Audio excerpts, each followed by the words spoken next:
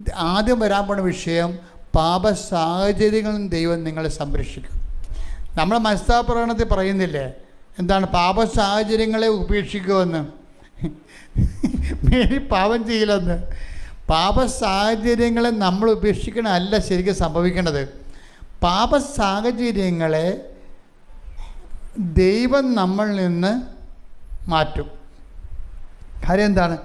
നമ്മൾ ഇതിനകത്ത് വരുന്ന ഒരു പ്രധാനപ്പെട്ട വാക്ക്, കർത്താവ് കുറ്റം ചുമത്താത്തവൻ ഭാഗ്യവാൻ. Take the bed of God. ശ്രുതികടെ ഹല്ലേലൂയ ഹല്ലേലൂയ ഹല്ലേലൂയ ഹല്ലേലൂയ ഹല്ലേലൂയ യേശുവേ നന്ദി ഹല്ലേലൂയ ഹല്ലേലൂയ യേശുവേ ആരാധന ആരാധന ആരാധന യേശുവേ നന്ദി മഹത്വം മഹത്വം. റോമാ 4:8 കർത്താവ് കുറ്റം ചുമത്താത്തവൻ ഭാഗ്യവാൻ. കർത്താവ് കുറ്റം ചുമത്താത്തവൻ ഭാഗ്യവാൻ. ഇത് വളരെ സീരിയസ് ആയിട്ടൊരു വാക്കാണ്. എന്ന് വെച്ചാൽ നമ്മൾ പാപത്തെ ഒഴിവാക്കുകയോ അല്ലെങ്കിൽ പാപം ഒഴിവാക്കിക്കൊണ്ട് പാപത്തെ മനസ്തപിക്കുകയോ ചെയ്യുന്നതിനേക്കാളും നമ്മൾ മാനസാന്തരം എന്നൊക്കെ പറയുന്ന മനസ്താപത്തിന് നമ്മൾ പ്രാധാന്യം കൊടുക്കുമ്പോൾ നമ്മൾ ശരിക്കും ചെയ്യേണ്ടത് എന്താണെന്നറിയാമോ? കർത്താവിൻ്റെ മുമ്പിൽ കുറ്റമറ്റവനായി ജീവിക്കാൻ വേണ്ടി പ്രാധാന്യം കൊടുക്കണം. നമ്മൾ പാപത്തെയാണ് ടാർഗറ്റ് ചെയ്യുന്നത്. ഇപ്പോൾ കുമ്പസാരിക്കാരൊക്കെ വരുമ്പോൾ നിങ്ങൾ പാപത്തെ അല്ല ടാർഗറ്റ് ചെയ്യണത്, അത് ഒമിഷൻസും കമ്മീഷൻസൊക്കെ അല്ലേ പറയണത്.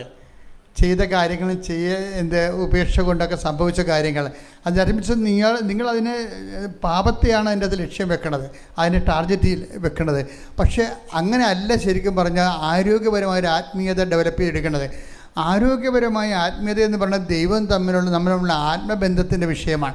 ആത്മബന്ധത്തിൻ്റെ നെറ്റിഫെറ്റിൽ ദൈവം നൽകുന്ന പ്രസ്താവനയാണ്, നീ എനിക്ക് പ്രിയങ്കരനാണ്, നീ എനിക്ക് പ്രിയങ്കരിയാണ്, നീ എനിക്ക് ബഹുമാന്യനാണ്, നീ എനിക്ക് യോഗ്യനാണെന്ന് പറയണത്.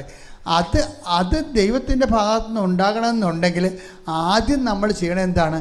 ദൈവത്തെ ടാർഗറ്റ് ചെയ്തുകൊണ്ട് ആധ്യാത്മികത പുനഃക്രമീകരിക്കണം. ഇപ്പോൾ ജോസഫ് ജോണിൻ്റെ ഇത് ഞാൻ ഇത്രയും